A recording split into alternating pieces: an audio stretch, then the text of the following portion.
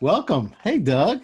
Hey, it's good to be here, Bruce. Thanks for having me on the show. New So listen, podcast. I know, should we before we get into the whole podcast thing, should we've never actually gone public with this awesome information should we just let the world know what's going on? Is this an We're- outing? Yeah, this is a public outing. All right, I'm ready. Share it. So, we have to do it together, I guess. So we're Doug and we have different last names. We are related, but more than that, we are actual brothers. That's crazy. I'm Wait a gonna. minute, I'm a Seidman, you're a Sandler. How does that work? I'm a Sagittarius. What are you? That Well, here's what happened. Here's what happened. We've been stepbrothers for let's see, since 1967 or somewhere in there. works. So we've been stepbrothers for over 50 years. So at some Jesus. point you Ooh, drop the step and you just call it he's my brothers. brother. So Yeah. so Bruce is my brother, and welcome to your podcast, my brother. Oh, and it's good to be here, Doug, my brother. It's good to be somewhere, and I'll tell you something. I'm in sunny Santa Cruz. Well, it's not actually so sunny today. It's a little overcast, and I know you're all the way on the right coast or the left. Wait a minute, I'm on the left coast. You're on the right coast. We did it. We became brothers a long time ago, 50 plus years, and we moved away from each other 2 years ago. How about Isn't that? isn't that funny? That's funny. It took 3,500 miles and an entire country to bring us back together. But here we are. But It's do awesome. you think anybody listening even cares about that part? I do. I just got goosebumps when you said that. I That's good. just, that's like a COVID benefit. Maybe so. Maybe it's the benefit of Zoom and COVID at the same Oh, time. I'm telling you. So people are saying, some of the analytical folks like myself are saying, well, wait a minute, you're a Sideman. He's a Sandler. What gives? How does that work? Same father, different mothers. That's exactly how that works. So every Saturday for I don't even know how many, 15 I years or say something like that. 15. That's what I've been saying for. Every Saturday for 15 years, Bruce and I got together with the rest of the family. We have, let's see, Bruce has biologically he has a sister and a brother, so Stacy and Rich, and I biologically have a brother, David. And so there was the five of us. We would always get together. Sadly, we lost David last year, but the rest of the family is in one piece. And Mm-hmm. now we're just slowly but surely making the reconnections again. You know, our parents are gone, Yeah. but the brotherhood remains the same. So let's see Well, if we your can. mom is still alive. Praise, praise, praise. Yeah, yep. My mom is alive and kicking and 87 years old and enjoying life down in southern Florida half the year and in Baltimore the rest of the year. And why is this even important? I don't know. I think, look, if I'm going to come into your life, people, and you're going to listen to and give us your time for a new podcast channel, I think it kind of helps say who is this dude? So David Sandler is our father. I mean, this guy's crazy famous. He's impacted. He If you're into heritage and legacy and leaving a legacy, I mean, I remember Doug, and I think I shared this with you. One of his last things in front of the Sandler people, the franchisees, January of 1995, Hmm. he said this. And listen, this is for the podcast. Nobody knows this except for, 300 people who were in the room. The last thing that he said, and he was all choked up because he knew Right. nobody knows when you're going to pass away, but somehow he knew this was his last hurrah in front of his family, his Sandler family. We call them the Sandlerites. And he knew. He said this, and I know you've heard this, but I'm really talking to everybody else. He Yeah, I said, want to. I want to hear it again. I love this story. "Oh, so he first of all he talked about meeting a franchisee named Rush Burkhardt, and that was heartwarming. And I'm giving you the end of the movie, right? I got to give you his little backfill." And then he said, "Everybody, and he was in tears, and I even almost choke up just saying it, Doug. Really, he said, he said, you know, uh, wow, man, he's, they say God doesn't give you enough time to get the job done. He gave me enough time." And then Doug, everybody stood up. There was 300 people in the room. They all just cheered and clapped and cried. It was a big moment. Yeah. It was, as we say, literally and figuratively, it was a watershed moment for the people in the room, for David Sandler, who cares? His legacy had been secured by then. He and our dad, our father, invented the world's greatest selling system, and here we are, 50 plus years later, and it's still going strong. Let me tell you something. Every time, and I've spent the last 7 years as a professional speaker, and every time I go out to an audience of any size, anything that's greater than 10 people, let's say, I will always, I don't think it's happened. I don't think it hasn't happened once. I'll have somebody come up at the end and say, "Hey, are you related to Sandler from the selling system?" And they don't know, they don't, yeah. And I said, "Yeah, I am." And they say, "Well, what's your relation?" I said, "Well, that was my dad." And the moment I say that was my dad, you get this look of, oh my gosh, this is the son of the God. Exactly. It's kind of it feels that way sometimes. And it's great. Yeah, he has stayed with us, through professionally. He's watching over us, everything that we do. I love that feeling. And many of the decisions that I make in life and in business are surrounding I wonder what my dad would do in this case. Sometimes I would do the exact opposite of what I think he would do. And sometimes I do exactly what I think that he would say, "Hey, Dougie, this is what you got to do." So Yeah. for me, it has had a major impact, especially in the last 7 years, because I have, created a career around working off of stages.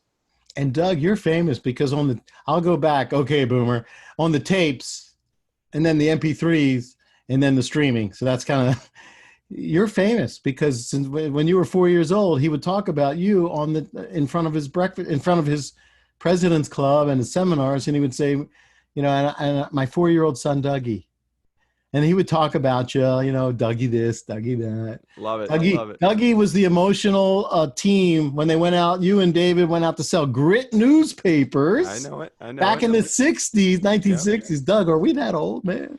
Yeah, we are definitely that old. And Dougie, David would go, can I tell it? Yeah, you Look, tell I it. wasn't even there, but I'll tell it. So Doug was, he's 4. Can you picture a 4-year-old right now? He's 4 years old. So David's 7, 7.5. And he's going up and rings the doorbell, knocks on the door. And by the way, Dad's in the car on the street, right? Yeah. Yeah, I'm listening to you tell the story. Yeah, good. I'm trailing along with you, and I'm putting together pieces of other stories that I've heard also that he's shared. But this is one of my favorite great newspapers. So Dougie's he kind of hides behind his taller older brother. David rings the doorbell, and he's got this grit newspaper he holds up, and and he says, "Look, this is grit newspaper. You're going to like it for the following reasons: A, B, C, D." Very intellectual, And then Dougie says, pops his head out from behind David, in the last 10 seconds, right? And he says, "You'll really love it. You really love it." And you sold everybody 50 cents, 50 cents back then for a grit newspaper. 100% close rate. Right. Nobody is going to say to a 4 or a 5-year-old that's hanging out behind his brother when his brother tells all the features, all I wanted to do is come out and with huge lip, lower lip, a lot of drool coming down on my shirt. Drool. Just say, "You'll really love it." And it was great. What an emotion. People buy on emotion. They don't buy because of the intellectual BS that goes around. They buy on emotion. And I hear people today, and we're going to come back to the old days in a minute. I hear people today, I present solutions. I don't present features, but I just present solutions. Well, okay, that's pretty good, but come on, go deeper, right? Get the person to uncover what it is they're emotionally connected to your product, your service. I mean, I've been doing this for 50 years, Doug. This is all I know, how to teach people how to sell. Now I pivoted how to teach people how to sell and get referrals over Zoom or your video of choice. It's so interesting. I can recall, and I spent 30 years as an entertainer in the Washington, D.C. high-end social scene. And we used to have in the bar mitzvah market as an MC, and we used to have these guys, these young, hip, cool, urban guys in their mid-20s. And I was here, a 40-something, tall, Jewish, skinny, white kid, coming to take over these parties. And people would say, "I don't understand it. Not only you win the majority of the parties over these really cool guys, which I don't get, but how is it that you're able to command 5 to 10 times more than they get?" And I said, because those guys focus on the 4 hours of event time. That's what they focus on, making sure that dance floor is packed and playing the right songs. And honestly, where I make my living is the year and a half it takes to plan the party. Because the year and a half is where you build the relationship with your customer. It's the year and a half where you fall in love with the client and the client falls in love with you. Anybody can do that 4 hours. Now, I can't spin on my head, but I can bring people that can spin on their head. Right. So, you really want to have the best experience. You bring me in because I know what it's going to take. By the time we get to event day, I'm going to be just one of your family members. I'm just the guy spinning the records for your family. So Oh, you do work on emotion, and people that don't realize that, you've got a lot to learn about the selling side or the relationship building side of your customer experience. and we're both published authors and we're both bestsellers. So that's kind of cool. But let's go back. So when Doug was went to the University of Maryland, and my dad was telling stories in his seminars, he would talk about the family members and Dougie, Doug, parentheses, Yeah, IE. I spell it that way still. Yeah, yeah. I mean, you're so famous, you have no idea. You're talking, and I'm being very conservative. 400,000 human beings have heard your name easily. The tapes. The tapes. Anyway, so Dad would say, yeah, and Dougie, he's at the University of Maryland now. He's still got that drippy lip and the drool, and he's got a big U on his shirt. He goes to the University of Maryland.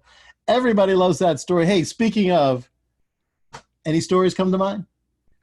You go. I don't know. All right, so I got one. Go. I'm ready. So basically, like Doug and I talked about, we would spend literally sun up to sundown every Saturday for 15 years of our first 15 years of our lives together. We were the skateboarding dudes.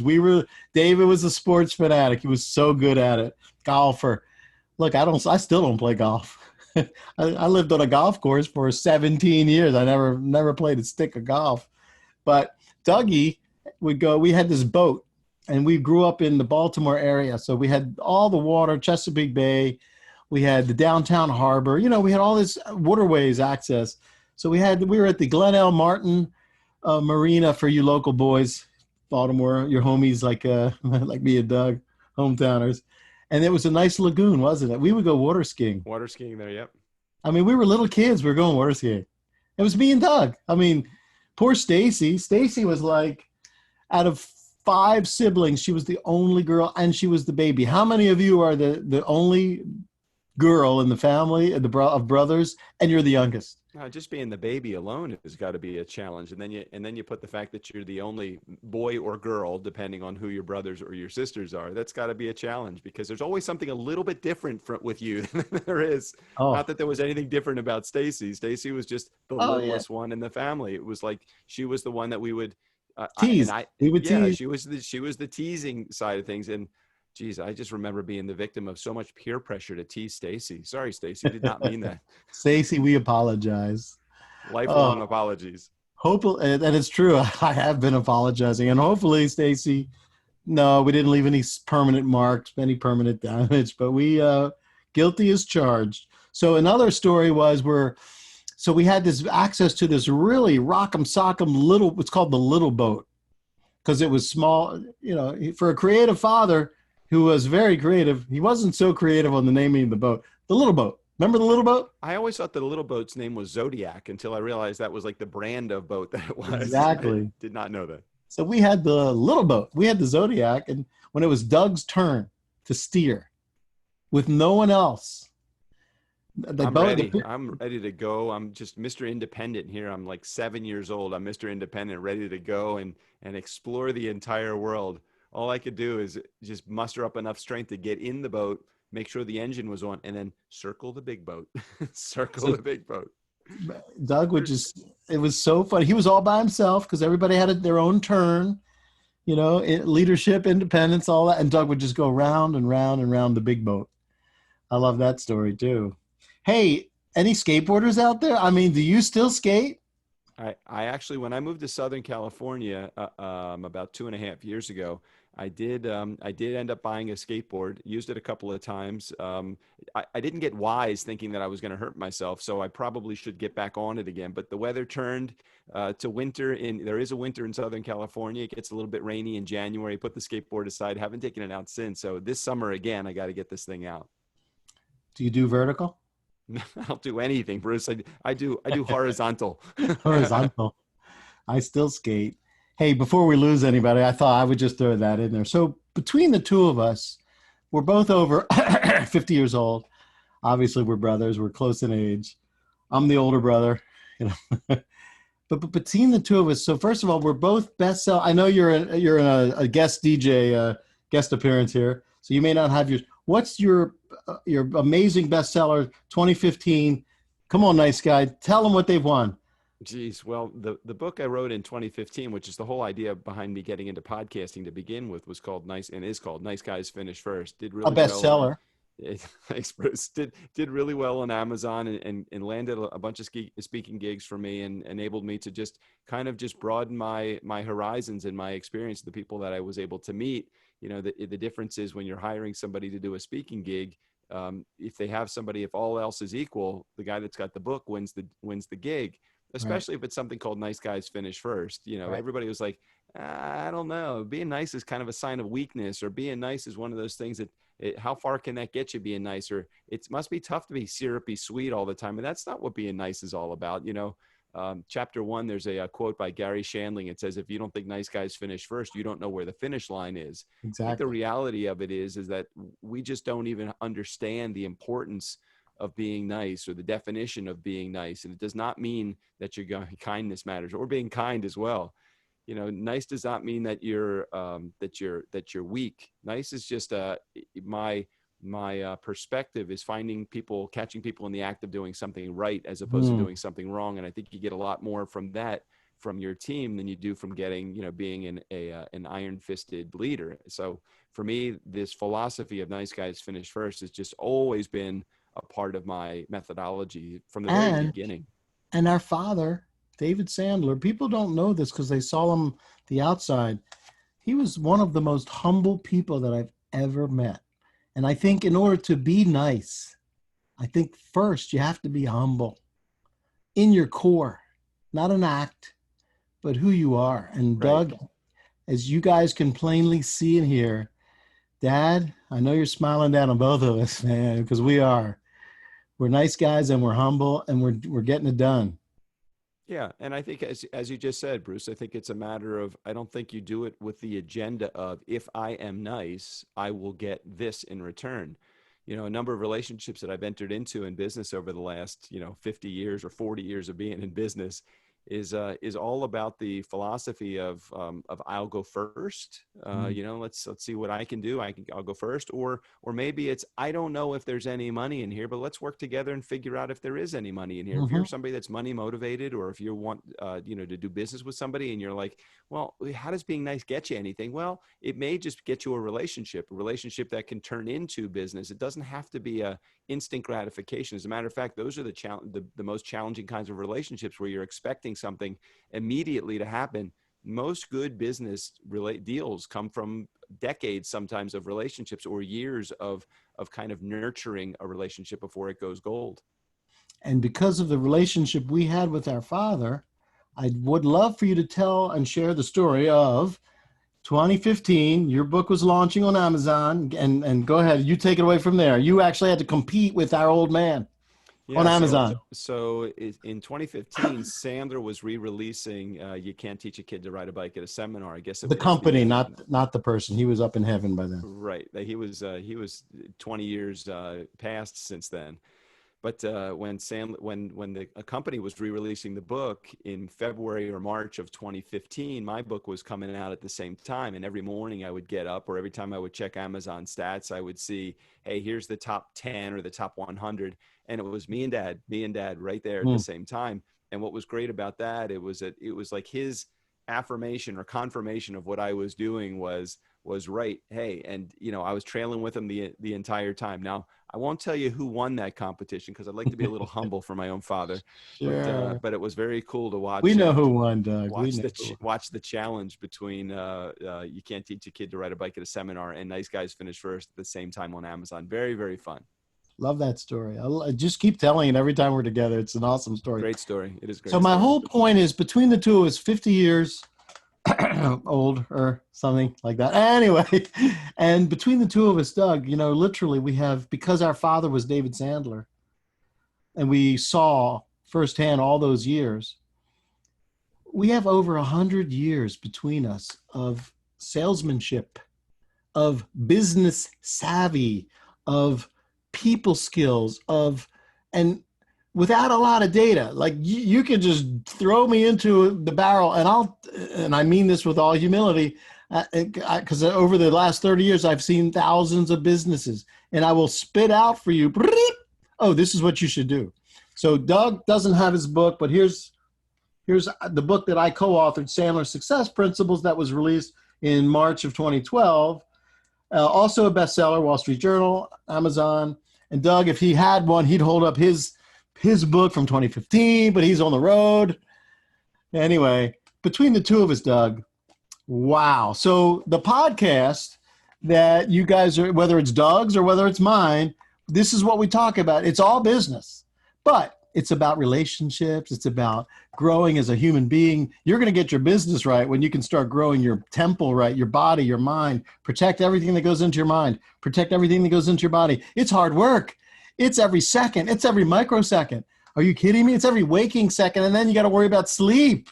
We're going to talk about all this stuff. The guests that I'm going to have on our podcast, Doug, you have a podcast. I have a podcast now.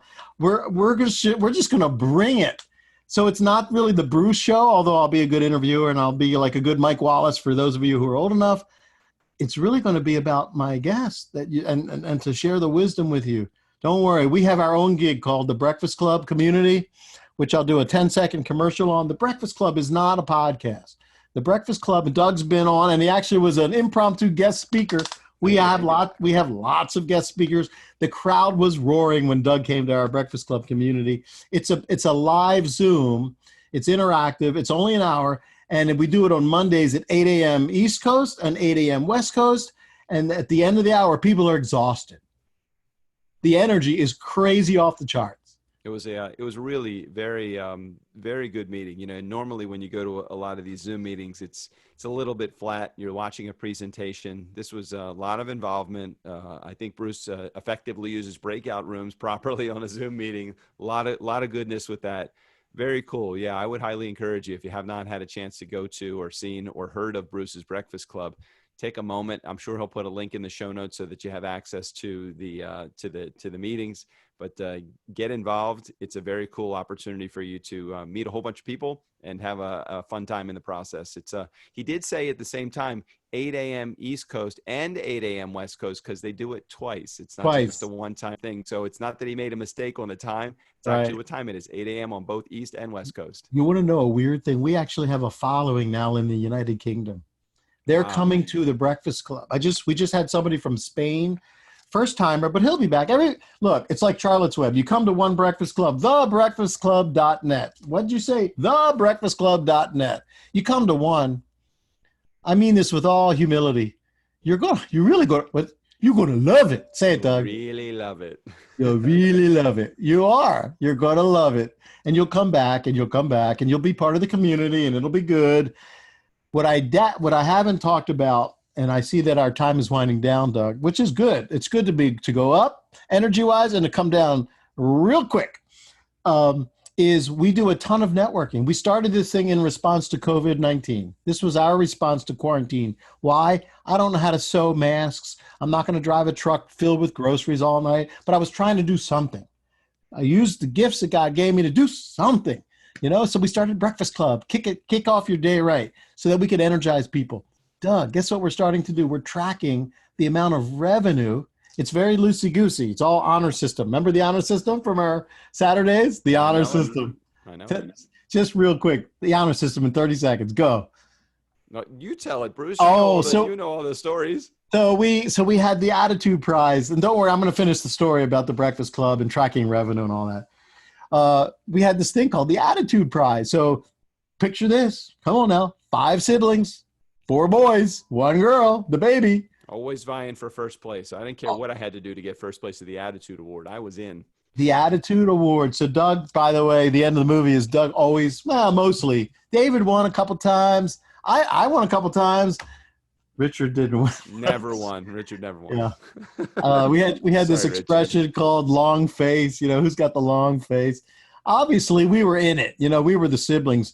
But Geppetto, above, he just wanted us to have a good time together. So he gave us this is a great leadership lesson right here. Doug, I can't believe it. We're actually training. What? On a podcast? Really? A great leadership lesson. He was light years ahead of his time. Everybody told me that, who I ever encountered.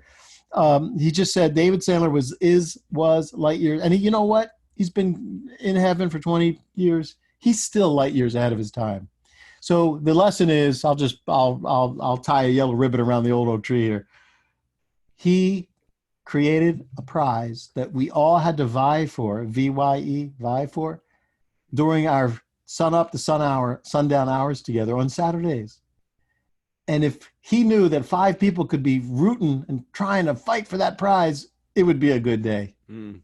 So if you manage people, and I know that you do, you know, I'm not even going to connect the dots for you. You do the rest on your own. So anyway, so we started this new thing because Breakfast Club was in response to, hey, what can I do with my own God-given gifts and abilities, speaking and hosting and interviewing and just energy, and joy. And I do mean that with humility, but that is my gifting. All my friends tell me, Bruce, you're just filled with tremendous joy. Even if you're silent, you're joy filled. And so you want to be on our podcast just to catch the joy, man. Anyway, we started tracking revenue, Doug. We have this little form, it's anonymous, and we're now tracking how much business is done inside the Breakfast Club community. Oh, that's my little prop. And outside for referrals outside the Breakfast Club. Unfortunately, we didn't do it starting March 15th, COVID, when we started Breakfast Club community, and we'll just have to go moving forward. But it's going to be some huge numbers tracking revenue. And I guess my whole point is, between the two of us, Dougie, man, we don't know how strong and good and smart we are, you and me, because we are filled with, we're disciples and we sat at the master's feet for so many years. We are filled with business wisdom. You can call it sales if you want, but let's just call it life skills. Well, I love the fact that yes, while we did sit at the feet of the master, certainly, Bruce, don't diminish any of the wisdom that you had from running that company for decades. I've run my own business for 30 plus years. Loved it. Loved the self-employed route. Couldn't imagine going any other route other than being self-employed. You were within the organization for decades. And, you've developed a lot of your own skills. I know that, yes, we both, have that Sandler name behind us, and that's great to be able to have that Sandler name. But at the same time, you interpret things, you have your own characteristics of how you interpret what goes on within the organization. So please don't sell yourself short. You've done some pretty cool things as well. And folks, that's it. We are. That's the game show theme song music carrying us out. So, Doug, you want to close us out here? You know how to do that better than Bruce, me. it's your podcast, man. I appreciate it. I think everybody should just stay tuned for a lot of great episodes. We're gonna crush it. He'll be here at least once a week. He'll present you some great guests. He'll have some great teaching episodes. Also, he'll probably do some coaching episodes too. So stay tuned. Whether Bruce is doing his monologue teaching, great guest interviewing and sharing their skills and the services that they provide, or Bruce bringing on a guest that's looking for some help doing their own thing in advancing their business to the next level. I can't imagine anybody better at the helm than Bruce Seidman for doing this. Thank you, Bruce, for having me on the show. Doug, you're awesome. Thanks, brother.